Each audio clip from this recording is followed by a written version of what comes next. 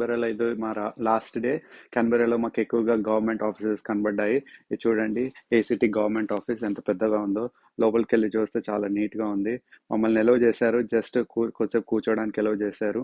చూడండి అక్కడ ఎంప్లాయీస్ తింటున్నారు. తర్వాత క్యాన్బెరా థియేటర్ సెంటర్కి వెళ్ళాము. ఆ థియేటర్ సెంటర్లో ఎక్కువ లైవ్ పర్ఫార్మెన్సెస్ అవుతాయి. దాని ఎదురుగా మాకు క్యాన్బెరా అసెంబ్లీ కనబడింది. తర్వాత లైబ్రరీకి వెళ్ళాము. లైబ్రరీలో చూడండి ఎంతమంది ఆథర్స్ ఉన్నారు. ఆథర్స్ వాళ్ళ బుక్స్ ఉన్నాయి, చాలా బుక్స్ ఉన్నాయి. ఒక లైబ్రరీ కూడా ఒక షోరూమ్లా ఒక పాష్గా కనిపించింది. అన్ని ఆస్ట్రేలియాలో ఉన్న లైబ్రరీస్ అన్నీ ఇలాగే ఉంటాయి. మా అమ్మ చూడండి ఎంత చక్కగా బుక్ తీసుకొని చదువుకుంటుంది.